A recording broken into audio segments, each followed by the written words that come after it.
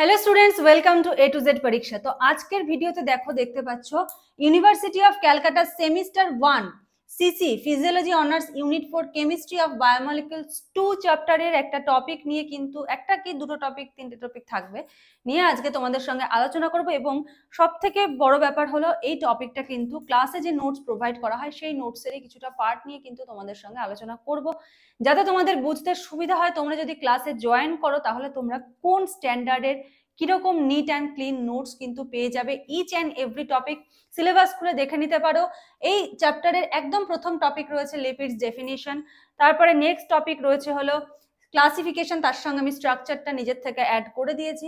তো এরকম প্রত্যেকটা টপিকের কিন্তু নোটস তোমরা কিন্তু পেয়ে যাবে।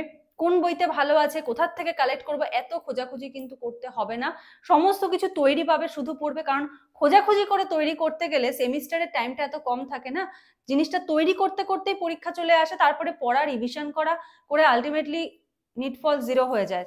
ঠিক আছে, তো খোঁজাখুঁজি তৈরি করা সমস্ত আমি করে দিচ্ছি, তোমরা শুধু পড়ো, প্র্যাকটিস করো, রিভিশন করো। কারণ আলটিমেটলি দেখা যায় নোটস বানাতে বানাতে এতটা টাইম লেগে যায়, রিভিশন করার সময়টা আর থাকে না। আর সেখানে তোমাদের 10টা চ্যাপ্টার কিন্তু তৈরি করতে হবে। সিসি পেপারে 5টা রয়েছে, ওদিকে এসএসসি পেপারটাও কিন্তু করানো হয়। এমন না শুধু সিসি পেপার পড়ানো হয়, সিসি এবং এসএসসি দুটোই কিন্তু তোমাদের সলভ করানো হয়। ঠিক আছে, তো চলো দেরি না করে আজকের ক্লাসটা স্টার্ট করছি। যদি কেউ অনলাইন ব্যাচে জয়েন হতে চাও, ক্যালকাটা ইউনিভার্সিটি সেমিস্টার 1 স্ক্রিনে যে নাম্বার দেখতে পাচ্ছ সেই নাম্বারে যোগাযোগ করে সমস্ত ডিটেলস জেনে নিয়ে কিন্তু জয়েন হয়ে যেতে পারো। অলরেডি তোমাদের ক্লাস কিন্তু চলছে। দেখো, প্রথমে বলেছে কি লিপিডস ডেফিনিশন। বলছে lipids are organic compounds that contain hydrogen, carbon and oxygen. তাহলে কি কি রয়েছে লিপিডস এর মধ্যে? রয়েছে হলো hydrogen, carbon and oxygen atoms. ঠিক আছে, which form the framework for the structure and functioning of the living cell। এটা একটা ফ্রেমওয়ার্ক গঠন করছে structure and functional living sell, যেই কোষগুলো কাজ করছে তাদের একটা ফ্রেমওয়ার্ক। কেন? কারণ প্রত্যেকটা কোষের বাউন্ডারি কি? কোষ পর্দা না থাকলে কোষটা ঠিক করে থাকতে পারবে না, সমস্ত কিছু ছড়িয়ে ছিটিয়ে যাবে। তো এই যে কোষ পর্দার একটা মূল উপাদান কিন্তু লিপিড বাইলেয়ার। ছবিটা দেখতে পাচ্ছ, কোষ পর্দার একটা মূল উপাদান কিন্তু লিপিড বাইলেয়ার। দেখো এগুলো হলো ফসফোলিপিড, এটা হেড পোর্শন, এগুলো টেল পোর্শন, এদের দুটো দুটো করে রয়েছে টেল পোর্শন। তো এই জিনিসটা যদি স্ট্রাকচারটা না থাকে একটা কোষ গঠিত হবে না। তাহলে লিপিড কিন্তু আমাদের স্ট্রাকচারাল এবং ফাংশনাল ইউনিট, যেটা আমাদের বডির, তার কিন্তু একটা মূল গঠন। These organic compounds are non-polar। এই অর্গানিক কম্পাউন্ডটা কি বলেছে? Non-polar molecules which are soluble only in non-polar solvent and insoluble in water। এটা কিন্তু non-polar molecule, non-polar solvent এটা ডিজলভ হয়, ওয়াটারে কিন্তু লিপিড ডিজলভ হয় না। স্বাভাবিক ব্যাপার, তুমি জলের মধ্যে তেল দাও মিশবে না, জলের মধ্যে বাটার দাও, ঘি দাও, মিশবে না, এটা বোঝাই যাচ্ছে। নেক্সট দেখো কি বলেছে, because water is a polar molecule. Water কি একটা polar molecule. In the human body this molecules can be synthesized in the liver. Human বডিতে এই যে মলিকিউলগুলো, এগুলো কোথা থেকে সিনথেসাইজড হচ্ছে? লিভার থেকে সিনথেসাইজড হচ্ছে। নেক্সট কি বলেছে, and are found in oil, butter, যেটা আমি বললাম, whole milk, cheese, fried food and also in some red meat. আচ্ছা, এখানে দেখো একটা জিনিস, এই যে দেখতে পাচ্ছ বাইলেয়ার, লিপিড বাইলেয়ার যে স্ট্রাকচারটা, এগুলো হলো ফসফোলিপিড। ফসফোলিপিডের যে হেড পোর্শন বলের মতো, এটা হলো পোলার। পোলারটা কি? পোলারটা হলো হাইড্রোফিলিক।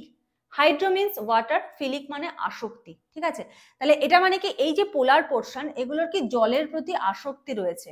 এই জন্য এই পোলার পোর্শন গুলো বাইরের দিকে থাকে, মানে এক্সট্রা সেলুলার ফ্লুইডের সঙ্গে কানেক্টেড। এক্সট্রা সেলুলার ফ্লুইডে কি রয়েছে? ওয়াটার কন্টেন্ট রয়েছে, তো এটার সঙ্গে এটার কানেক্টেড থাকবে। এবার যদি এটা নন পোলার হতো, এখানে ওয়াটার, তাহলে এখানে একটা গ্যাপ তৈরি হয়ে যেত, রিপালশন হতো, তাই না? চুম্বকের ক্ষেত্রে আমরা কি দেখি? সমমেরু বিকর্ষণ করে। তো এটা যদি নন পোলার হতো, ঠিক আছে, এটা পোলার হতো, তাহলে কি হতো? দুটোকে বিকর্ষণ করে দিত। আর এদিকে দেখো, এই যে ভেতরের দিকে যেগুলো রয়েছে, এগুলো নন পোলার হাইড্রোফোবিক, মানে জলের প্রতি ভীতি। এই জন্য কিন্তু এরা ভেতরের দিকে এদের অবস্থান রয়েছে, এদের সঙ্গে কিন্তু ওয়াটারের কোনো রকম কানেকশন নেই। বোঝা গেল? এটা পোলার হেড, এটা হলো হাইড্রোফিলিক। আচ্ছা, এবার আসছে হলো লিপিডের স্ট্রাকচার। লিপিড স্ট্রাকচারে দেখো কি বলেছে, বলছে লিপিডস আর polymer of fatty acid. Lipid কি? Polymer of fatty acid, fatty অ্যাসিডের পলিমার। এক মিনিট।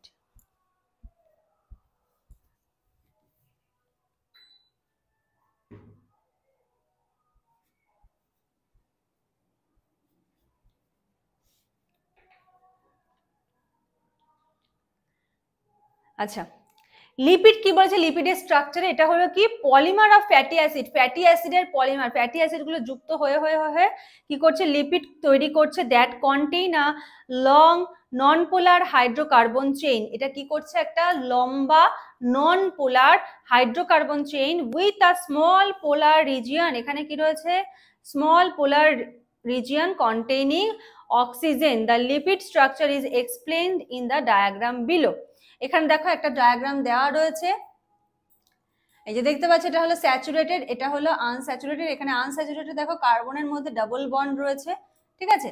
আচ্ছা, নেক্সট আমরা দেখবো হলো ক্লাসিফিকেশন। দেখো লিপিডের তিনটে ভাগ রয়েছে, এদিকে সিম্পল লিপিড, কম্পাউন্ড লিপিড, আর এদিকে হলো ডিরাইভড লিপিড। সিম্পলের মধ্যে কি রয়েছে, ester of fatty acids with various alcohol. Compound লিপিডে ester of fatty acid with different group of alcohol and fatty acid. আর ডিরাইভডে বা লব্ধ লিপিড যেটাকে বলা হচ্ছে, derived from both simple and compound lipids by hydrolysis. মানে সিম্পল আর কম্পাউন্ড থেকে যেগুলোকে হাইড্রোলিসিসের মাধ্যমে আমরা পাচ্ছি সেটাকে বলা হচ্ছিল ডিরাইভড। এবারে দেখো সিম্পলের আন্ডারে কি কি রয়েছে, সিম্পলের আন্ডারে রয়েছে হলো ফ্যাট আর এদিকে হলো ওয়াক্সেস, ঠিক আছে। ফ্যাটে দেখো esters of fatty acid with glycerol, আর ওয়াক্সেসের মধ্যে রয়েছে কি esters of fatty acids with higher alcohol other than glycerol. কম্পাউন্ডের মধ্যে কি কি রয়েছে দেখো, phospholipid, glycolipid, sulfolipid, aminolipid, lipoprotein, ঠিক আছে। এগুলো রয়েছে হলো ফসফোলিপিড মানে দেখো alcohol plus fatty acid plus phosphoric acid plus nitrogen containing base, এই কটা নিয়ে তৈরি হচ্ছে ফসফোলিপিড, একদম শর্টে এখানে বলা রয়েছে। গ্লাইকোলিপিড দেখো fatty acid, amino alcohol, carbohydrate. Sulfolipid এগুলো কি fatty acid plus alcohol, phosphoric acid, sulphur containing groups.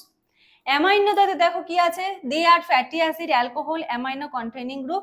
আর lipoprotein means protein plus lipid. এবারে আসছে হলো ডিরাইভড মধ্যে, দেখো কি কি রয়েছে, ডিরাইভড মধ্যে রয়েছে হলো ফ্যাটি অ্যাসিড আর হলো কোলেস্টেরল।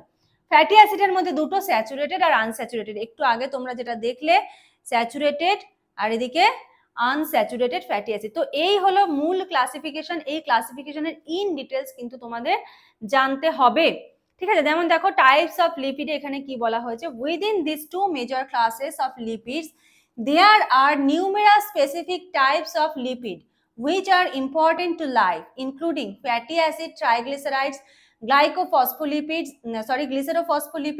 তারপর হলো sphingolipid, steroids. These are broadly classified as simple lipid and complex lipid. Simple lipid দেখো esters of fatty acids with various alcohol. এর মধ্যে রয়েছে ফ্যাট, ওয়াক্সেস, যেগুলো আমরা শর্টে দেখলাম সেগুলো এখানে ডিটেলসে দেওয়া। esters of fatty acid with glycerol. Oils are fats in the liquid state. Esters of fatty acids with higher molecular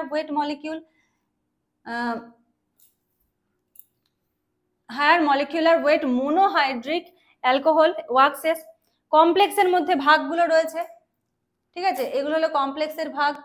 তারপরে রয়েছে হলো ডিরাইভড লিপিড। নেক্সট আসছে হলো 3 নম্বর পয়েন্ট, ফ্যাটি অ্যাসিডের ক্লাসিফিকেশন। তো এরকম ভাবে কিন্তু সিলেবাসের প্রত্যেকটা টপিক ওয়াইজ নোটস কিন্তু তোমরা পেয়ে যাচ্ছ। তো আজকে যেটুকু আমি করালাম আশা করি বুঝতে পেরেছো বা বুঝতে তোমাদের অনেক সুবিধা হয়েছে, কোথার থেকে কি পড়বে না পড়বে। যদি কোনো ডাউটস থাকে অবশ্যই কমেন্ট সেকশনে জানিও।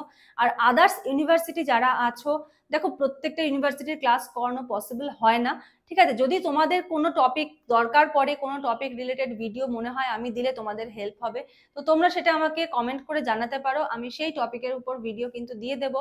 ইভেন আমি বর্ধমান ইউনিভার্সিটির একজন আমাকে সিলেবাস পাঠিয়েছিল, বলেছিল ম্যাম এই টপিকের উপর যদি ক্লাস দেন তাহলে হেল্প হয়।